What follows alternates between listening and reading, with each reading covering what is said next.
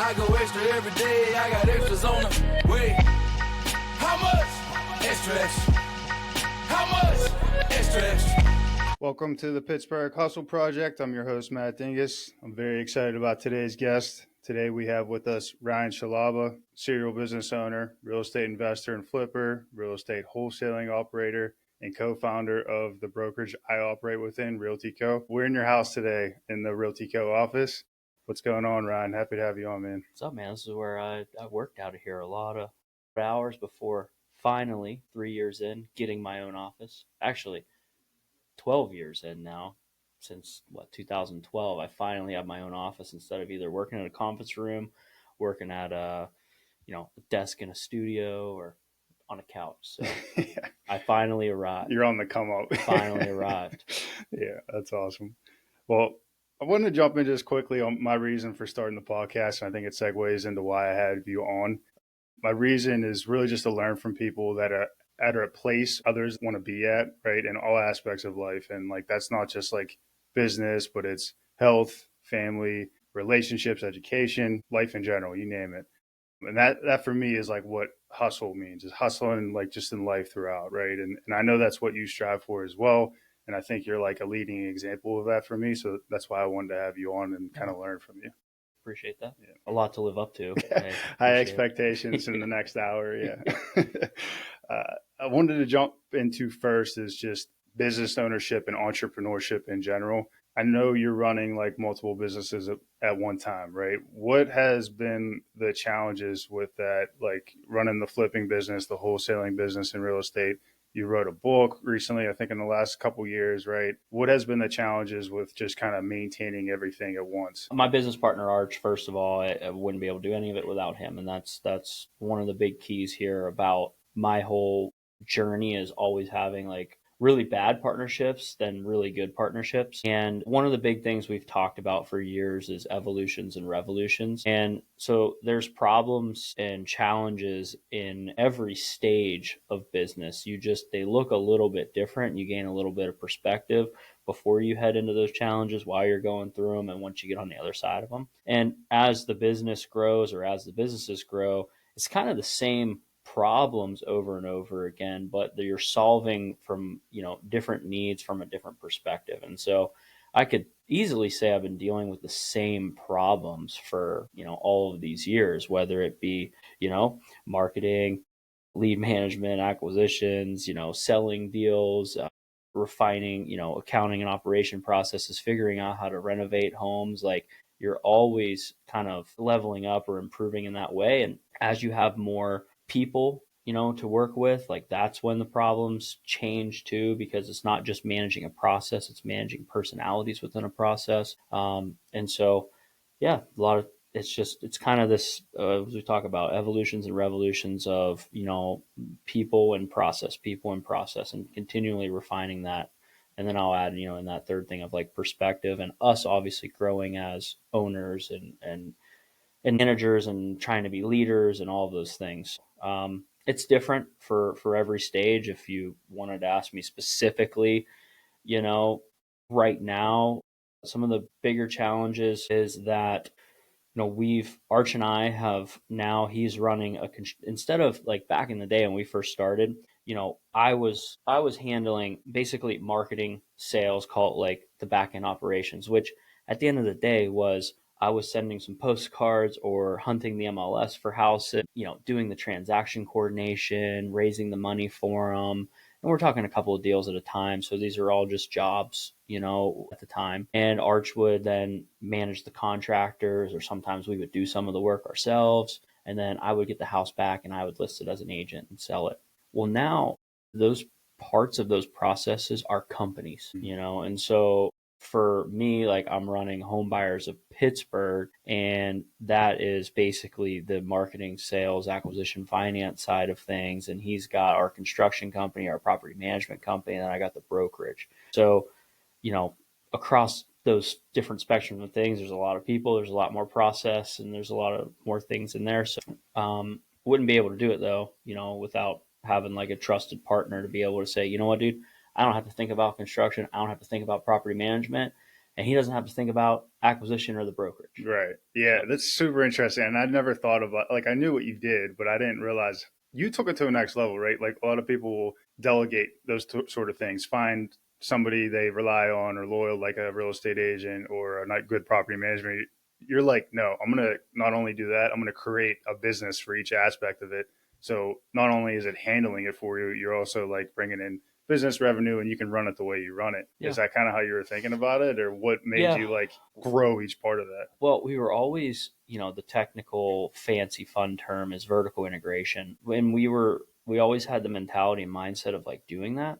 But where we were coming at it from was that there's so many variables in real estate, and it's probably one of the most like variable intensive businesses that you could be in, just because there's so many things that you can do. Like there are very simple aspects of it. Like, yeah, we market for houses, we talk to sellers, we go on appointments, we make offers, we buy the houses. Like a lot of those things are the same. But then after that, boy, does the Pandora's box opens up. You start tearing open walls, looking at different exit strategies. Now things kind of start to change, and you need to be able to cover your bases for all of those different exits. And so for us, the real conversation was, how do we control the controllables, and basically kind of like, as Arch would call it, like McDonald's flipping. And we got to a point where we didn't want to make steaks anymore. We wanted to make burgers and just be able to flip burgers over and over and over again, because a big part of how our career started out was doing high-end renovations in really nice neighborhoods in Pittsburgh.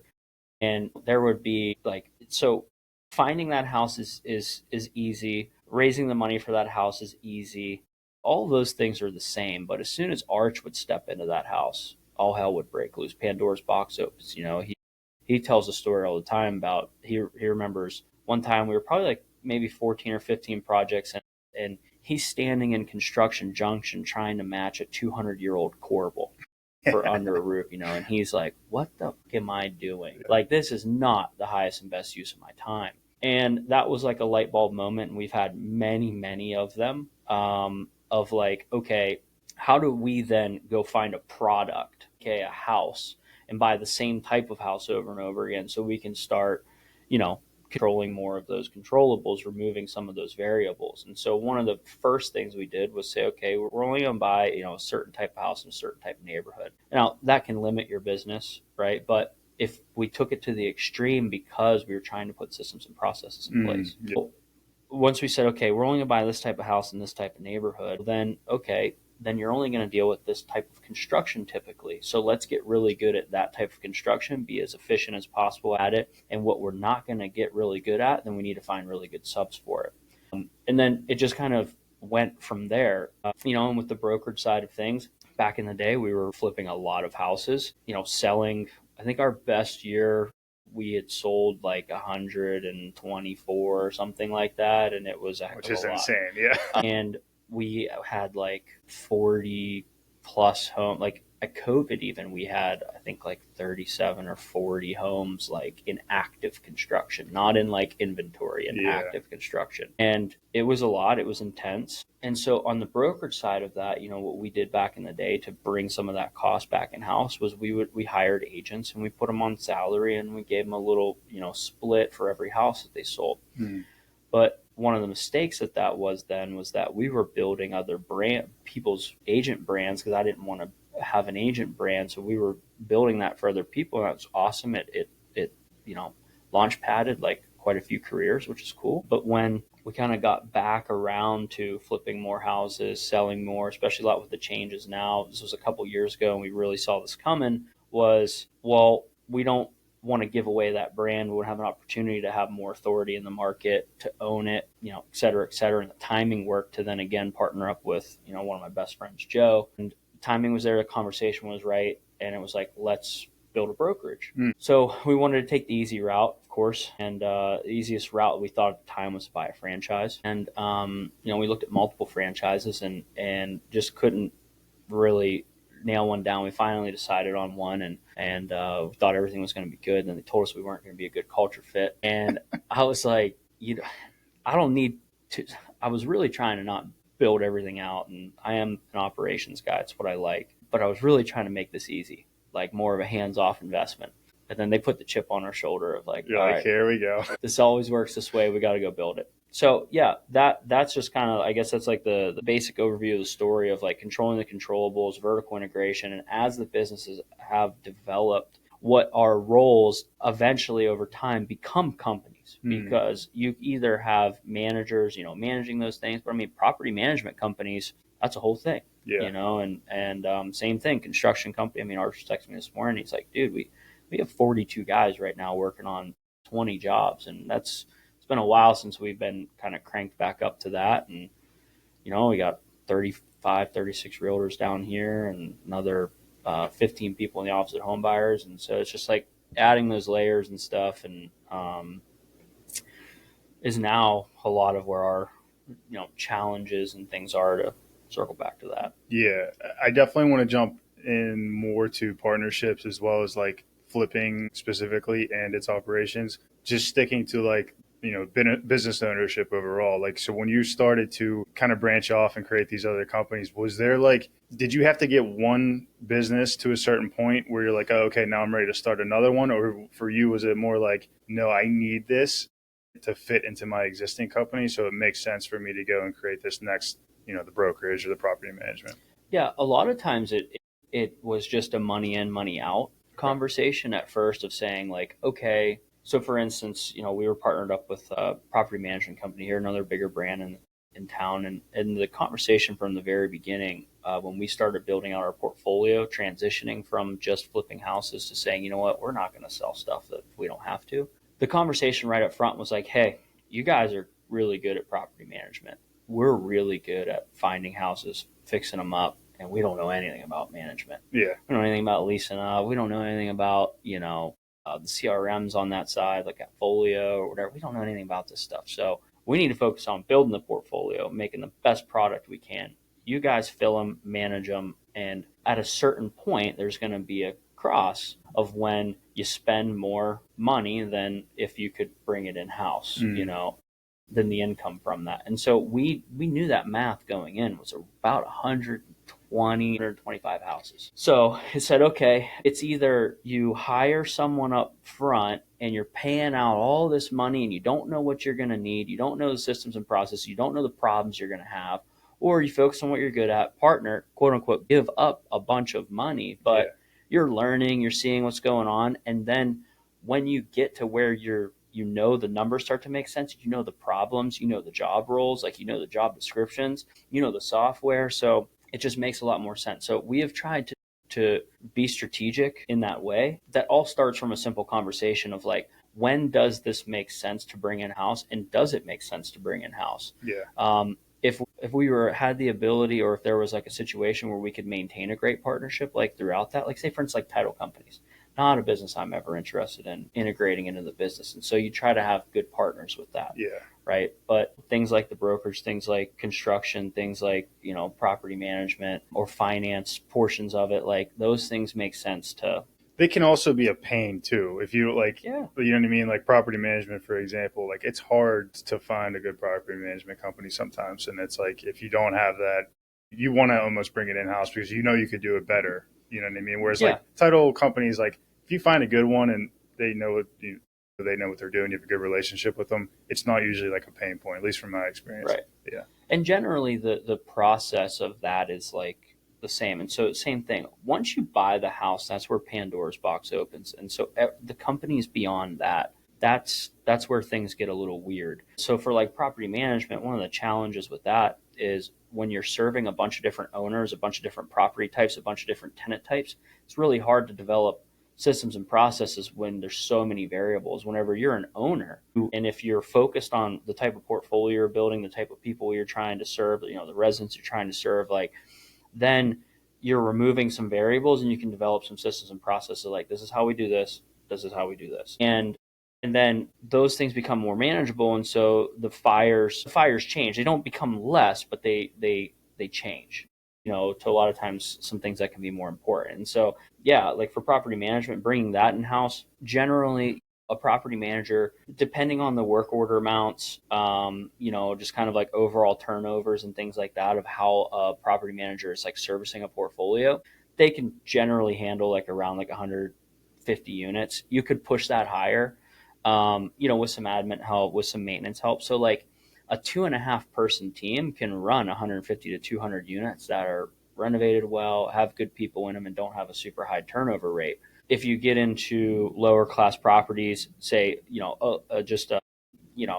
say government housing, things like that may have higher turnover rates. Then you have a lot more variables and a lot more things, and you need more people. So it just, that also depends on like your staff needs and stuff.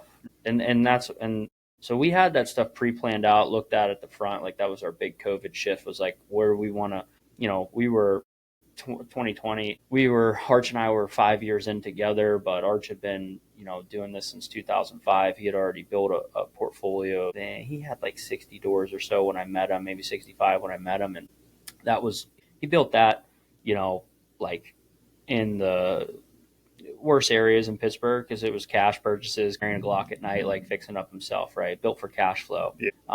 Now where we were in our career, we didn't want to do that anymore. We wanted nicer properties, nicer people, less headaches, less hassle. In some instances, less of a return on your cash or cash flow, but like the appreciation in those areas. Then if you're playing a long-term game, you get to play a little differently there too. The more people I talk to that have been in the game for a long time with real estate investing, that seems to be like always the next level that everybody's trying to get to. It's like, you bought a bunch of properties and now it's like almost like trading up in a way. Mm-hmm. And that's how you kind of made it to the next level of investing. You have a good story about how I think it was you and Arch had decided to like be able to step away from the business and let it be on like autopilot, right? Mm-hmm. Most people, like, they're running their business and like they have to be there every day. They're there. They have to run everything. They have to manage all the employees. Can you take a step back and like walk us through what that looked like to when you guys realized, hey, we got to figure out, we're grinding and we're in it, and you wanted to, I think it was like a stress test you did right at the time. Yeah. So in 2017, 2018, we had started bringing on more team members, and we ended up bringing in some traction consultants, Gary and Susan Harper, that changed our lives forever. Came in for 3 days, went over the business, helped cast a vision, looked at systems, looked at processes, figured out what the different roles were, like actually built out like an org chart, like stuff like that. And we had some of this stuff put together. Like they do an assessment right off the bat, and they basically like 100-point test, and your whole team takes it. And you want to obviously get to 100, but you're never going to get to 100. And overall, it's a business health assessment. And on average, we were at 62, which is like pretty dang good for not having a like EOS, right? Not having a traction system. So we were already systems and processes guys. We were tracking metrics. We were doing some of those things, but that just catapulted us into an actual like business model, right? Mm-hmm. As I say, EOS, the operating system. So Gary and Susan, were a huge component of that. Started running, level 10 meetings, started kind of getting out of just every single day, working on the business, all of the quotes you hear, spending more time. Like Arch and I would kind of, we call it retreat more, right? Pull back more and just talk more, have quarterly meetings, like those basic things. Started to establish a rhythm in the business, but again, because of so many variables and things like that, what ended up happening was I was traveling for a company, Fortune Builders, who was an education platform that I initially got my coaching for. I was traveling for them, speaking, teaching people how to launch their businesses, their real estate investing businesses. I had dinner with a guy in Des Moines, Iowa, and he's like, yeah, I'm doing like flipping like 60 houses a year, and I don't see him. And I was like, what? How do you? That doesn't make any sense to me, And he's like, well, he has a partner. It's very similar setup to what we had. He goes, I don't see the houses. Why do you see houses? Yeah. Because there should be a line on a spreadsheet for you. And he goes, just do one. Just do one, and I promise you'll never go back, right? Like do one without going to it, and just me. Yeah. Okay. Me, okay. Right? So like me, acquire it off of pictures, run the numbers, do the negotiations, Arch walk it. The construction team handle it. Professional photographer goes out, takes pictures of it. I list it, sell it. Me, never see the house. It was going to be a big mental breakthrough for me of being a first start for Arch and I to kind of separate officially what now has become what it is. And so we did a couple, and then it was like, okay, now we're starting to kind of focus on these things, but I was still involved in every aspect of, contract to close. I was still out on appointments, taking leads. Like, it's just like random. And what we wanted to figure out was what are like the lower level tasks, the medium level tasks, and the most important stuff that we are working on but shouldn't be. And we just didn't have like a real clear way of doing it, like a time audit and all the stuff, all the tools that are out there now. That stuff wasn't around yet. It wasn't developed in the small entrepreneurial like world. All we had was traction and like rocket fuel. Yeah. So this was our way of kind of winging it and figuring out. And we were like, well, we like to travel. I guess no better way than to figure out if we can break the chain or break this tether than to let's just go do 30 days in Colorado and we'll figure it out. Yeah.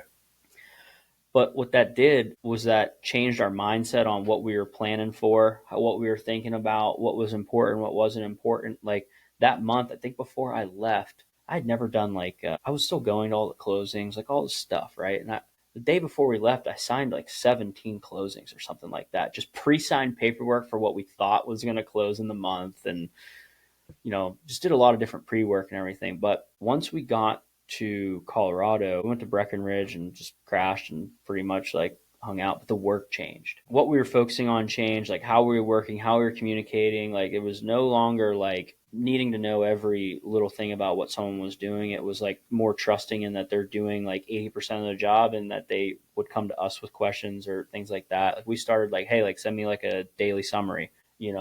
Just we don't do those things now, but like it just totally broke a chain and that tie of how we worked. And when we came home from that, like just the ideas and things that stemmed of like, here's what's actually important. Here's what we should be focusing on. Here's what managers should be focused on. Here's what, the actual like core task employee should be, focusing on.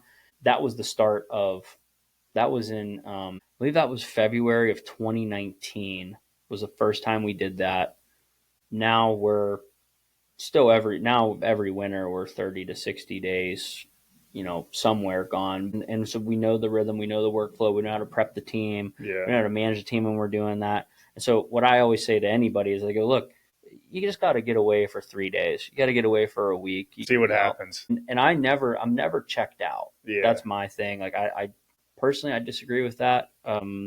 That, you just kind of go and shut your email off for a week and then you got to come home and then you're like 3 weeks behind. Like, I don't like that. Yeah.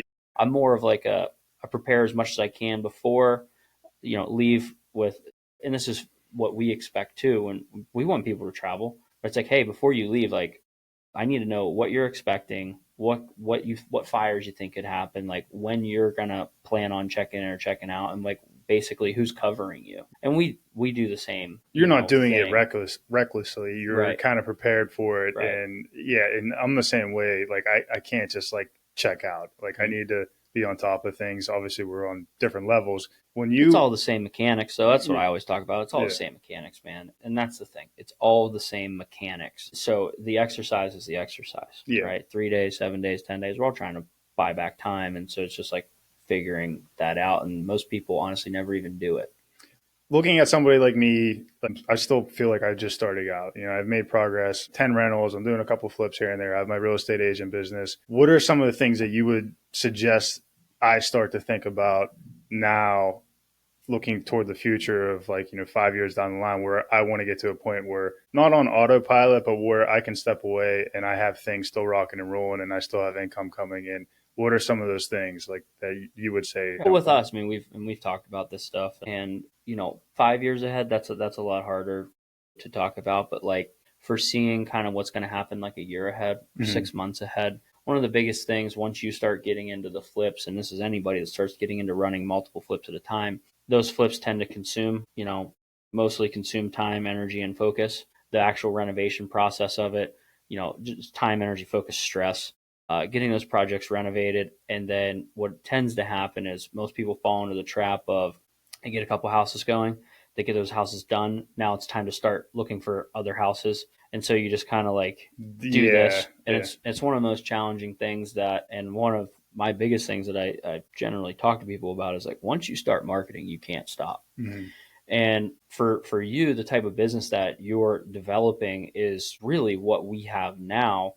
You're able to wholesale properties, you're able to buy rentals, you're able to do flips, you're able to list. And so for you, it's figuring out, for my lane of what I'm able to feel confident in talking about. It's figuring out how to turn that marketing on and never stop it, and being able to monetize the stuff that's coming in, and figuring out where your highest and best use of time is, and so for you, it may be, outsourcing the property management for now. It may be, working with a good, good GC or good construction partner that you give up some of that, short-term profit, but what's the bigger term goal? So then you focus on buying, making sure you're in front of sellers, talking to as many people as possible, getting as many leads in. Maybe on the realtor side, it's we talk about like getting your TC handled and getting a buyer's agent on the team. So then you're focused on being in listing appointments, right? And then passing that stuff off. So also not trying to do like too much at once. That's one of our big things now. That's what I feel like I'm at right now. Yeah. And that's a big topic of conversation. I mean, it's like a quarterly thing I tattoo is like, we as a company need to make sure we're not introducing too many variables at once. Yeah. I am extremely impatient, and it's something I've been working on the last couple of years a lot, is like trying to learn the cadence of like how long things take to kind of put in place, like, and to actually get smooth and to actually get running, and being able to anticipate problems that may happen, because in the real estate space, like it's tough because you start getting in general business. I'll make my point. In real estate, because there's so many variables, it's hard to find people that have been exactly where you want to go. And so you have to go a bunch of different places to get a bunch of different contexts and then kind of like put that stuff together. Yeah, that's a great point. Yeah. And even then too, once you get to a certain point in a real estate business, there's not too many people that do that on the resi side that aren't like hedge funds. Yeah. And they just operate in a completely different mental space, that almost is alien, doesn't make sense. And so it's not like the whole, like, I hate that you get lonely at the top. It gets lonely at the top. It's not the thing. The people that are in that path kind of narrows a lot, and they tend to hold things a little bit more to the chest. And even then you're still pulling context. And so the context of, a lot of what I'm doing now is like talking to other types of businesses and then having to say, you know what, it's not acquisitions in real estate. It's a sales process, and just trying to like pull those things out. It's not just like renovating houses, right? It's like, yeah, it's general construction, but you can go and talk to a large remodeling company and still pull things from them. So pulling out of that specific niche in real estate of where we are and kind of looking at things in a bigger picture. But yeah, not introducing too many variables at once, kind of foreseeing, what problems may happen, like, and really game playing or like scenario playing and saying, okay, I'm running 2 flips now. What would happen if I were running 3? Like, where am I spending my time now? Like, where am I getting crushed, right? Yeah. What am I good at? What am I not good at? I'll tell you, like, I had 2 flips going on right now, well, just under contract. We haven't even started them yet, right? And I'm going through the prep process. And I found myself, and I was thinking about this yesterday, like I'm doing all kind of crazy things right now. Like I'm meeting a guy there to get a quote on the driveway. I'm meeting a plumber there for a dye test at one property. I'm meeting them for roof quotes. Like it's like a lot of time. The money. Yeah. Reaching out to the lenders, getting the scope of work together, meeting a contractor there today to get the bid. It's like a lot of prep work just to get 2 flips going. And then to your point, it's like, where is my time best spent? And I love like the acquisition process. I love talking to sellers, getting the deal done, getting the contract signed. I do enjoy managing the flips for the most part, but there's certain things that I'm starting to notice. Like, I really shouldn't be doing this right now. Like, I need to start like pulling in somebody. Like maybe it's my 16-year-old brother soon. Like maybe he's meeting the plumber there for the dye test, things like that. So it's kind of stuff like that I'm starting to notice. That as I'm doing more, again, I want to get to the point like what you're talking about, where you can kind of maybe not so much look at it as a line on a spreadsheet, but theoretically something like that. Yeah, theoretically, and I say that to like prove, like just to like prove a point of like, you're like, oh my god, I got to be at this house every single day, and when you're in that, and then you just, when someone says, yeah, I flip 60 houses a year and I don't see them, it's just a moon away. You're like, I can't even fathom that. And right. So it's a good way of you're like, how do you get there? And it's one step at a time. It's not going there every day. It's going there 3 times a week. Well, in order to go there 3 times a week, I got to plan differently. Because when you go there every day, your contractor's like, yo, I need this from Home Depot. Okay, you're going to go run and grab it for them, now half your day's shot. And it's like, okay, that doesn't make sense. Okay, well, hey, if I'm only going to show up 2 days a week, then what are the expectations I've got to set with, the contractor as far as planning and materials goes and things like that? How does he have to think? And so it just kind of starts down that line of thinking, game planning. And the other thing too, for like, I guess anyone really that's kind of in that, like, it's supposed to suck right now. And you should be involved in every aspect. I think this is one of the few businesses that, like, I think owners have a really, really, really hard time truly making it in this business if they're not involved in every aspect of it up front. Do you think that's because you need to understand it? I think this business is so nuanced. I mean, look, most businesses, there's a product, right? There's a product, there's a customer. So there's sales, fulfillment, operations, and finance. Okay, cool. There's some, maybe some product development and stuff like that. But generally speaking, it's like, if you work on furnaces all day long, you swap furnaces. Okay, you're working in a 3x4 spot to go swap furnaces every day, and you need to go find people that want furnaces. Yeah.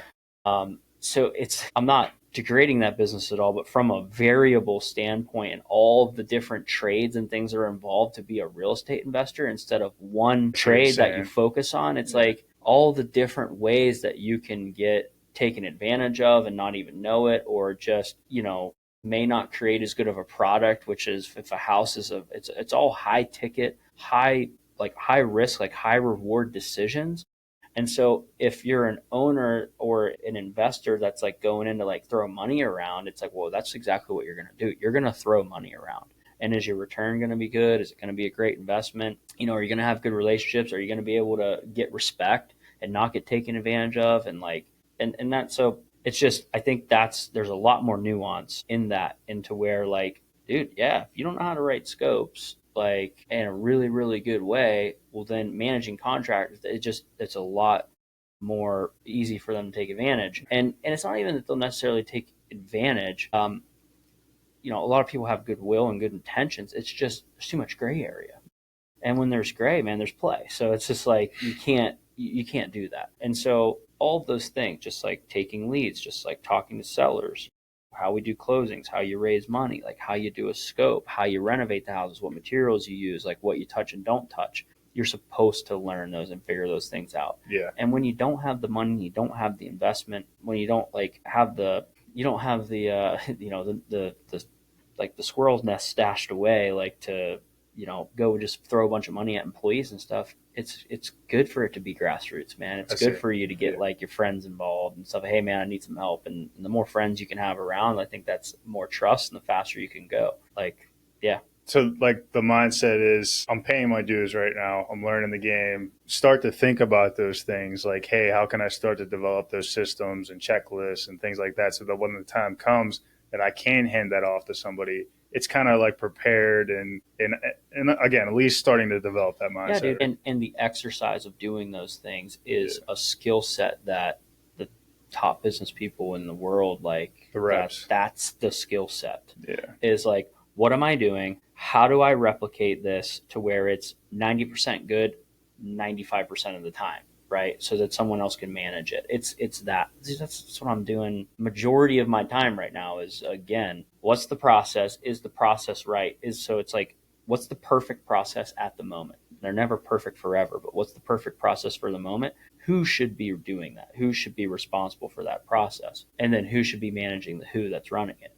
So it's all the same exercises you'll use for the rest of your life. So it's like a skill set that I am very relevant to me right now, what I think is one of the more valuable like lessons and things to learn, especially in our business. Okay. Yeah. And then when you're going to find somebody or like hire or whatever, what are the things that you're kind of looking for, right? If you're handing off to somebody, I don't know, dumb example, but maybe like writing up a scope of work for your guys' flips, what are those qualities that you're looking for out of that person? Back in the day, man, it was anyone had a pulse and wanted to come work for us. That's kind of what I'm thinking. I'm like, man, like it's going to to be tough to start finding. Back in the day, man, when you put up a job ad, you were just pumped. You couldn't believe someone would apply.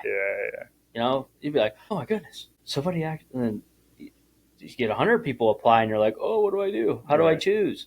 And then you just kind of go off feel. You download you'd be like, you'd go to Google and you'd be like, interview templates for general contractors. You'd just get like 10, 12 questions, you know, and you'd kind of fumble through it and look over like, hey, I think this feels pretty good. This feels pretty good. You know, you didn't have personality tests. You didn't have job descriptions. You didn't have job roles. It was a lot different than even what it's evolving to or becoming like, and what it will be a couple years from me for now will be 10 times better than what it is. Like now where I am is I understand the roles, all of them, and what they are at like what the business needs, and then trying to see like what that role may, you know, go to.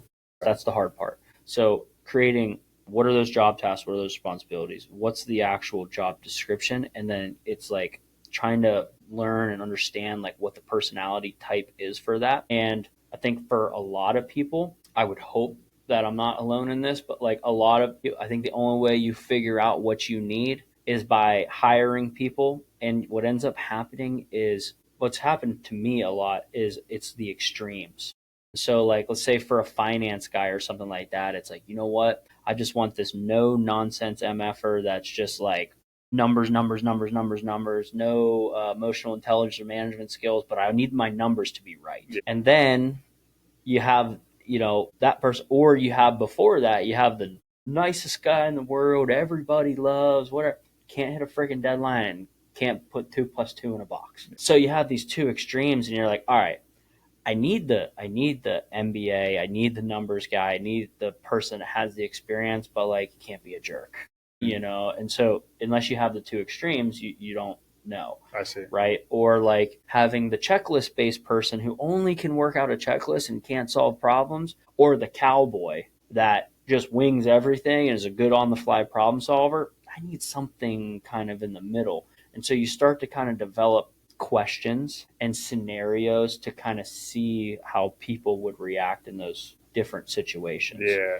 But I've now, and it's basically taken like 3 people roughly in every role to even get to someone in the middle. But by then, the freaking roles changed and you need something different. And so it's like a constant, like, changing, it's just like constant, thing. Like where now, like, dude, I'm saying, like, you know, 10 years in, man, I finally, like, as of this quarter, feel like we have processes that will be 90% good for 10 years. Yeah. Like this quarter, I have like one little role like left of like, okay, what is this? What does it look like? Like, what are the metrics? Like, how does it need to be managed? Like, how does it work operationally? Building out all the training for that. Like, I'm so close, to, which is a cool feeling. But then I'm like, it's gonna freaking change in 6 months. Yeah. But you know, big picture, I feel like 10 years in, I finally understand, like, in our little corner of the world of, you know, real estate, single family real estate, like what each role needs to do, how they need to do it, like what that mentality of that person is, how they work, like, and just then kind of like now you're looking at like team dynamics and then making sure you don't screw that up, or, you know, bringing management in place instead of like, you know, do you hire within or do you bring management in place? Like, you know, because most people make a big mistake by pulling their best people out of the field to be managers, and then all of a sudden their business starts to suffer, and it's like, well, yeah, no shit, you took Skeins off the mound. Yeah, it's two different to go manage the team, personalities and everything. Yeah. And it's because there's leadership. You know, there's leadership capital there, and that's really important. Like, biggest thing for us, we say, dude, we need people who want to go to war. You have to want people to go to war for you and would go to war for you. And that a lot of times comes from the ownership. And so that becomes one of the hardest things to pass off, is to get people that want to go to war for other people and aren't just seen as like a nuisance manager, you know, of like, you know, a babysitter. Yeah. And so that's really where I am right now, and trying to develop that. Yeah. Just getting into more like practical flipping, real estate investing just for a minute. Project management on like flips. Like I've had a decent amount of experience in my few years of real estate and flipping. And like, I know how like detail oriented it has to be and what people are willing to buy. And I think that's a part too that I would be scared to step away from, because I know how like detailed me and my family can be with like, hey, this needs to be right. This needs to be right. And to fill somebody in there and step away from that would make me nervous for sure. But how have you guys been able to, like, you have 20 some projects going on at the time or whatever that looks like. How are you guys able to like drive that quality and make sure things are getting done properly and you're not listing it on the market and then you have buyers walking through and they're like, this place was slapped together? Yeah. Well, for us, it was building the construction company out over time, and, starting with one crew, and then, having a crew leader, and over time, multiple crew leaders, that then now there's project managers, and then there's Arch. And Arch is ultimately, I mean, he's the driver of all of that. He's the quality checker. He's the driver. The final, he starts it and he ends the project basically. Like this, here's how this is going to go, and here's the stamp of approval. So for us, like, a lot of those, is there still 100 variables and 100 fires every day that Arch is putting out? Like, yeah, I'm sure every day. That for us, we have the crew leaders that then, then there's a manager, then there's like Arch, so it like helps, and it's Arch's brother too, so like who's helping him run those projects. So it's having bodies on site every day, obviously. Over now, so 2017 was when we brought in the first crew, so 8 years. And a lot of these guys have been working for a long time. And that's a big thing, is that trust that is there now of like, yeah, of course. So now a lot of times it's like FaceTime conversations, right? Hey, what do you want me to do here? We haven't encountered this. But after 8 years and quite a few hundred projects, like they've, in the same types of houses, they've pretty much seen, the majority of things. And like I said, there's still stuff every day. So as far as the actual project management, overall things for us, like the most challenges for us comes when we introduce something outside of our system.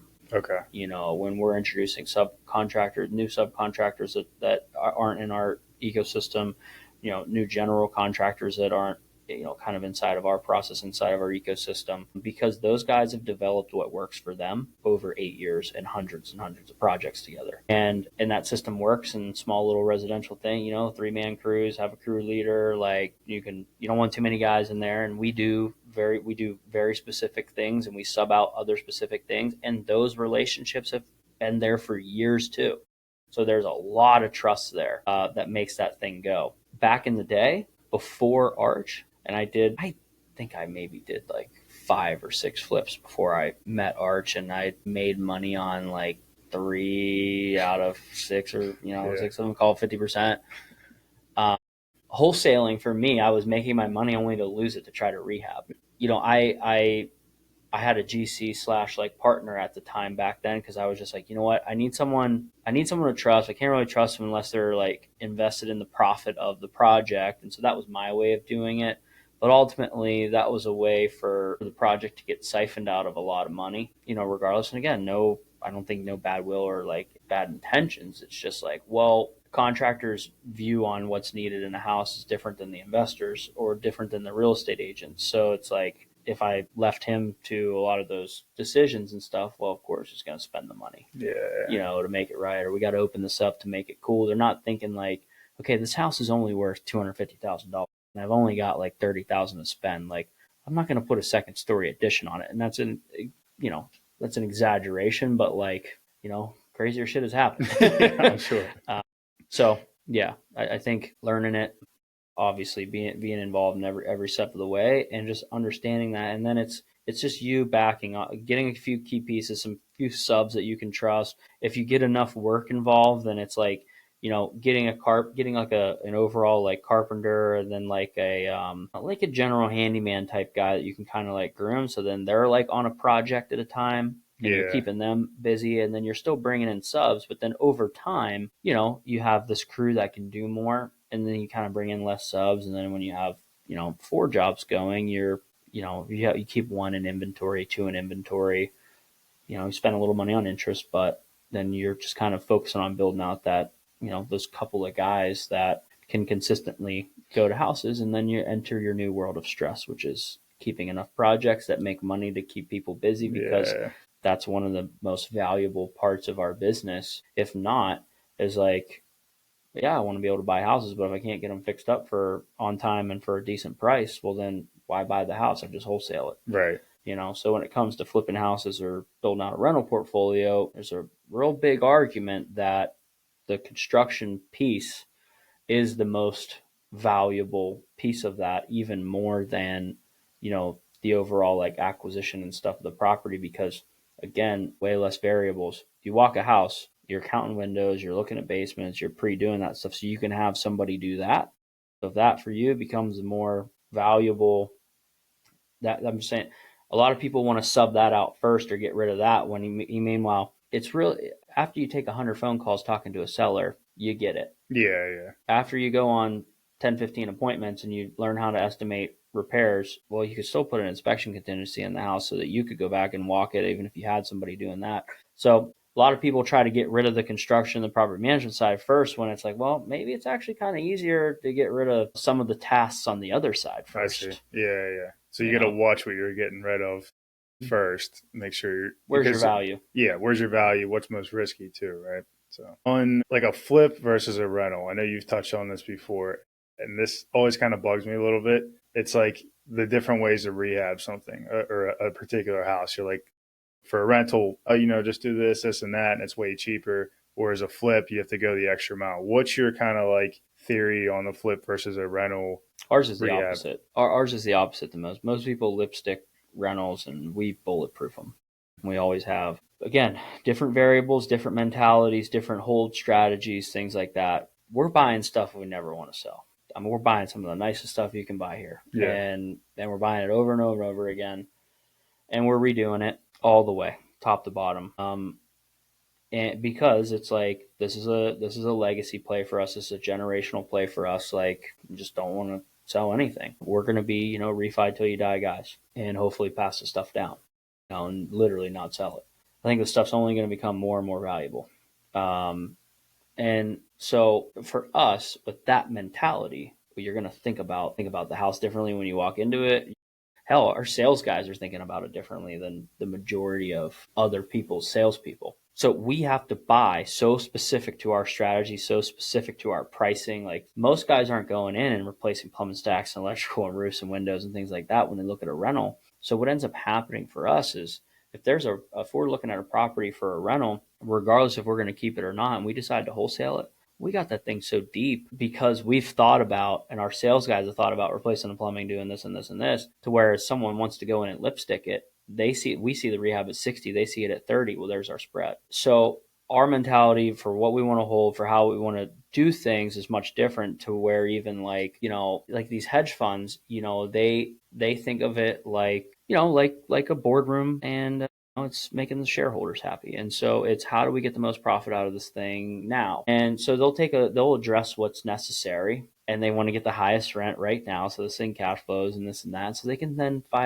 3 years from now, 5 years from now, trade it to another fund. And then there's obviously some alerts, cash flow investors, things like that. Like, there's, can't ignore that. So they think about things completely differently. Yeah. For us, bulletproof them, put as much money as we can that makes sense into the house to make it as nice as possible now. This also reduces our turnovers, reduces our MRs. I would argue that we have probably the best, if not close to the best, maintenance and repair numbers in the country. And that's a crazy statement to say, but we're a lot of properties, and we average like 3.5%, which most people are like, we budget for 8. Some months we'll hit it. Some months we don't even get a phone call, and it's because our stuff is, you're putting the money into it up front, and you're being not short-sighted. You're thinking long-term and how much headaches you want to go through month to month. And while correct me if I'm wrong, while it may not make sense totally for like your cash on cash return, it's a different way of getting value, right? You're not less everything. Turnovers. I mean, dude, it's everything, because tenants live differently than homeowners, and so over hundreds of these things now, we've figured out where things break. You got to hold properties for a while to know, like in year 3, okay, these things are deteriorating faster than these things. So you're going to change your renovation strategy for the next houses that come in. Plumbing breaks down more, and that's where 90% of calls come from. It's plumbing. Okay. Plumbing and storm damage. It's plumbing, and it's whether it's sewer backups, it's leaks, it's this and that, or just poor quality materials deteriorating over time, or if you have to go into turnovers and people put carpets and things like that, and not hard surfacing everything. Like, we hard surface everything. Whereas like people will put like Formica countertops in, right? Or like Ubatuba granite because it's cheaper. It's like, no, dude, we're putting $50 a foot quartz in there because that shit's not good. It's indestructible. Yeah. Same thing, like just hard surfacing everything. You buy the nicer door hinges, you buy the nicer handles, you don't buy the $8 stuff. So you don't have to replace it as much. If you're going to do tub surrounds, you don't buy the 3-panel glue on shit. You buy the really, really nice surround that in 3 years when they move out, all you got to do is bleach it and clean it and maybe caulk around the edges. Right. So I could go on and on about like the rental mentality and how I think people are backwards. And also too, like where we are, especially now in the economy, you're seeing so many people were swimming naked and the tide's gone out, and we saw that coming. I'm not saying we're like prophets or anything like that. We had really good advice. We had people that had been in the game way, way longer than us telling us what the pitfalls were when it comes to building portfolios, raising money, using debt, how you can get caught with debt. And so like in COVID, pre-COVID or whatever, when the money was so cheap and everyone was under renovating their houses or not renovating them at all, getting high appraisals, taking out 80%, having 25-year amortizations. And these properties were cash flowing $200 a month then on 3.8 debt, 4.2 debt. It's like, okay, that's resetting this year, tail end of this year for most people, and it's going to 6.8 and they can't cover debt service. And now you're seeing mortgages called, or there's cash calls, all kinds of stuff, or they got to restructure their portfolio, sell some shit off. Like, it's because there's no money to renovate these things now that tenants moved out. They haven't raised their market rents high enough to cover the debt service. And you can't do those things if you're lazy up front. So like we got good advice. We also saw what people were doing. And generally when everyone's doing one thing, we're like running the other direction. So we did everything on 15s, 20s, 75% was max leverage we took. We just bought right. We bought a lot less too. There's people out there that bought 3 times as much as us, and they're going to lose half their shit. It's just going to happen. You're going to be buying it. Yeah, I wouldn't buy it anyways.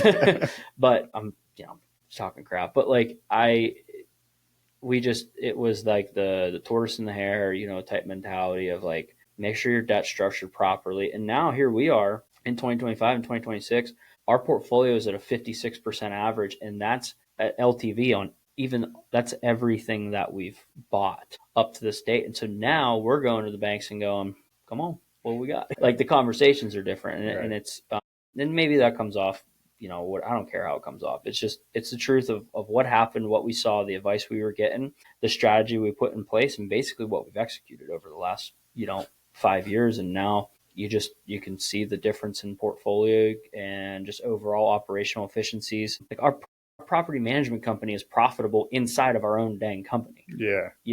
Which also the portfolio is extremely profitable, and you don't get that unless you don't execute to what really, really smart people help you with. Right. Yeah. You're just taking smart advice basically and applying it to your portfolio and everything you guys are doing. Yeah. For the flips, just going back to the flips, you've touched on this too before, like renovating based on the different price points. And I know some people, like, this would help a lot of people that are just starting flipping or have done a few. When you're doing like a price point to like a starter home of like 200 to 300K versus maybe like a higher end flip of 400 to 500K, what are those things that you're kind of paying attention to and making sure you're taking care of on the rehab? Like, and what I mean by that is more like the mechanicals, roof, electrical, furnace, AC versus more like higher end finishes. Yeah. That changes in every market. 2021 to the mid 23, you didn't have to do anything. You really didn't have to do anything but buy it right. Anybody would buy it. And you can make a lot of money. Once the rates started climbing, kind of the buyers started drying up, and our market's been overall like stable and pretty good and pretty balanced, because it's one of the more affordable markets. And so like we've still seen strong rent growth, and we've still seen strong, sales overall. There are a lot less, I would say there are areas that there are more aggressive buyers, and there are areas that there are not. There are price points obviously that people are more aggressive in and people are not. Our thing for the last like 2 years is to, one, yes, think about the price point we're in and what type of buyer that is. If we're in that sub $200,000 price point, I think that people appreciate more function over form. And so we tend to focus on that, like making sure that they have a house they can grow into. As far as make their own cosmetic updates and finishes. And so we'll go in and we'll look at the stuff that doesn't have 5 to 7 years of life on it first, right? So, hey, the roof is shot. I'm going to shift my budget towards giving someone a nice roof, a nice furnace, a water tank, make sure their plumbing and electric is really solid, and then go to cosmetics. Because if the kitchen's great and functional and the bathroom's from the early 2000s, like in that type of house, like, man, they're going to appreciate the other things. In that mid range, I think the most challenging range to flip houses in any market is the range that you're competing with, 1,500 to 2,000 square foot new construction, which for us is around like that $400,000 price point. Okay. And so you either need to have square footage on those people. So if you have a 2,500 or 3,000 square foot house, you have more leverage as a seller. If you have a 1,700 or 2,000 square foot house and a $400,000 price point, you don't have very much leverage. So you better really make a nice house. Like that product better be nice all the way around, all done, because if not, they'll go buy a box from, Ryan or Miranda. Right. That's new and they know and whatever else They can customize it a little bit. Yeah. Higher end homes, we've only done a couple and we've done really well on them, surprisingly, but it's because they weren't high end for the neighborhood. It was high end for us, $600,000, $700,000 price point, but it was entry level for the neighborhood. Okay. And so it was the same mentality as call it the lower to mid range of the median price point but it's just moving numbers up. I see. Whereas like it was just a family really wanted to get into that school district. You give them a nice product, really focus on the bigger ticket, items. And they didn't really need to be like, dazzled with crazy, marble and stuff like that. So if you're going into the higher price point, like let's say it's a 600, 700 area, like you're talking about, if you're shooting, like if you're looking at comps and you're seeing these comps at 700 and that's what you're shooting for, I mean, you got to make it right. Whereas you're saying if you shoot on the lower end to where it's like affordable in that area, you don't have to, you make it nice, clean, comfortable, take care of the mechanical. Give and take. Yeah. Okay. Yeah. I mean, it's different, right? It's like, okay, if we go to East Liberty in 2015, 2016, we were buying those things for 70 grand and we were putting 150 to 200,000 into them to sell them for 500. And those were the sickest houses. Now, 700 grand in that neighborhood is like, that's the same thing we were doing, but you got to buy that. Yeah, as his values changed. Yeah. So it's like if you came across a place for $150 in there and you could just put like 60 into it, 70 into it,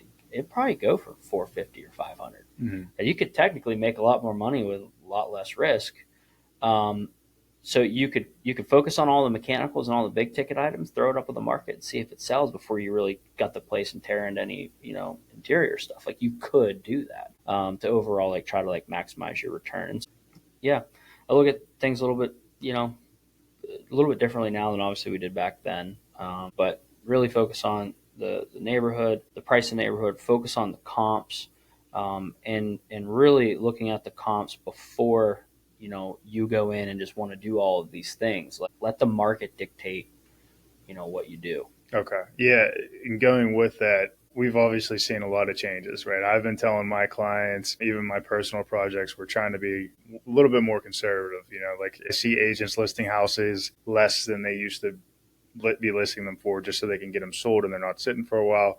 Basically, the market shifted, right? It's more of a buyer's market right now. How have you guys shifted and changed your strategy with the flips as it's more risky now? I look at this as just we're back to pre-COVID. Yeah. We're in this 16, 17, 18, 19 market where 18, 19 was kind of weird. It feels very similar to that. And so it's just back to that same old mentality of putting out a really, really nice product at a good price point. Okay. Making sure the product's tight, whatever it is. Like if you can add some bells and whistles, if it's in the budget, like obviously that's going to help. One of our challenges is we make everything the same now. And so, for us, splashing blue on one wall in a house is like, oh man. Yeah. Or going like getting fancy. Yeah, literally. Or like putting a different color tile in a niche is like, whoa, man. Well, it goes back to what you were saying before. It's the steaks and hamburgers analogy. Like I know with our flips, we're trying to make steaks, and I know like a lot of my friends and other investors, they're doing the same thing. They're super hyper focused on the one project they have going on, and then maybe they get another one after. But you guys are like, you're making them good. They're nice. They're clean. They're well done. But I'm not winning design awards. Yeah, you're not looking for They look Instagram great. views. They're really, really nice, well together. Like, they're well designed. Like, that's Arch's thing, man. They're well designed homes, of high quality. But yeah, like one of our agents here, Lindsay, she's a professional, like certified designer. So when I walk into her houses, I'm like, dude, this is crazy. Yeah. But it's like, that's cool, and you need that in a marketplace because shit, we'll whitewash everything. I mean, it's just paint it white, whatever, it's whereas back in the day it was gray, right? It was just I can't remember what the color was, but it was whatever Joanna Gaines' color was, everything was going that color. Yeah. Everyone gray washed everything. And so now you're just kind of seeing, so we kind of do more of that like California contemporary type thing. We try to do that. And we have a couple different variations of homes now. So we have our light home and our dark, type thing. And really it's just changing the cabinets. But yeah, and that's another thing like we've done too, like supply things, as far as integration goes, like we're a cabinet supplier. So like we supply a lot of guys in town's cabinets. So we've, became our own distributor, saved a lot of money there. Just different types. We built a warehouse. I think that was like 4 years ago. Built a warehouse behind our office, and not a warehouse, a garage, but it warehouses all of our by 30 warehouses all of our materials that we can stock. Home Depot stocks us, Amazon stocks us, stuff like that. Local plumbing houses stock us, and so that makes things a lot easier, save money there too, and again removing some of those variables. Shifting to marketing and lead gen, do you feel like, I know you spend a shit ton of money on marketing, right? And then again, somebody like me who's doing like a couple flips here and there, I'm not doing too much marketing. I've played around with it before, but for me it's mostly just relationships, meeting sellers, right? Do you feel in order to get to that level where you're scaling and you're doing 2 to 3 at a time and you can have that ready to go for the next round 2 to 3 at a time, do you have to pour money into marketing in order to hit that level? For me, the marketing mentality is time or money. What do you have? Do you have time or do you have money? And balancing that. And I've said that for 10 years. Do you need to have a marketing budget in order to buy 12 houses a year? No. We buy 12 freebies a year on the same houses anyone else has access to, whether they're wholesalers or MLS or agent relationships. Probably buy more than that. Does that take time? Is that as reliable? No. That's what we did for years. I mean, I didn't have a marketing budget until I actually found a sheet not too long ago and we moved. And it was like 2017 biz killers, right? And it was like all the problems we were having, all the problems I could foresee. And then it was like 2018 goals. My budget was like $42,000 in whatever going into 2018. And I was like, well, if I can buy in 25, 30 houses a year for free, if I can buy another, I think it was like, at that point, I think I was trying to buy like 20 or 30 houses off of marketing. Because in 2018, it was like, all right, let's get to like 60. And then 2019, we were like, it's going to be crazy. That was it. And we did that. And now, no, like, I think we have such a good wholesale network here. I think there's so many investments available on the marketplace. I think there's so many events and stuff that people come up. And so, I mean, if you got time, if you don't have the wife, the kids, the things that you got to be home for, like I'd be networking I'd be out at every freaking event I could be at. I'd be at every agent event. I'd be making phone calls to every investment type property on the MLS just to make a relationship, not even make an offer. And I'd be trying to drive leads that way before I'd be spending money. Only because when you go to spend money on it, the problem that most people have is they don't have enough. Because let's just say if you don't have good marketing, you don't have a good marketing process and things like that. I have a lot of really good things in place. I'm still not like down, but like it still cost me like $3,000 to buy a deal. And we do that on a like very minimal amount of like leads compared to what it takes somebody that can't pick up the phone, can't get out right away, like can't make a solid offer, all that stuff. So let's just say it was double, $6,000. Let's say it takes 6 months to really get some momentum and stuff. You got to be committed to $1,000 in marketing in one thing. And people don't think about that. And so what ends up happening is they're not prepared for it. So in month 3, when nothing happens, when they're just about to turn the corner, they stop spending. Yeah. And it's like, no, when you turn it on, man, whatever the budget is, when you turn it on, you can never turn it off. Right. So it's even if it's $1,000, what's the most effective $1,000 I can spend right now? Mm-hmm. And how do I ensure I never turn this off? And when you get a deal and you make money, it's not go and make that a $30,000 budget and introduce too many variables at once. It's like $2,000. 3,000, 4,000, and staying in one strategy until it caps out, which quite frankly, like, I'm not even there. I'm not even close. And it's not, I'm just saying, like, I'm not even there. Like, dude, I'm not even close to it stretching out because there's still 100, 200 other dudes buying houses, and I'm still doing what I need to do. So there's so much out there, but that is the thing I see the most, is that they don't get the momentum that they want, or they can't service the leads that they have the most. So it's kind of a waste of money anyways. I'd rather be wasting time. I'd rather be like wasting time than wasting money in the beginning. Yeah. Or wasting time and money in the beginning. It's like kind of pick one or the other.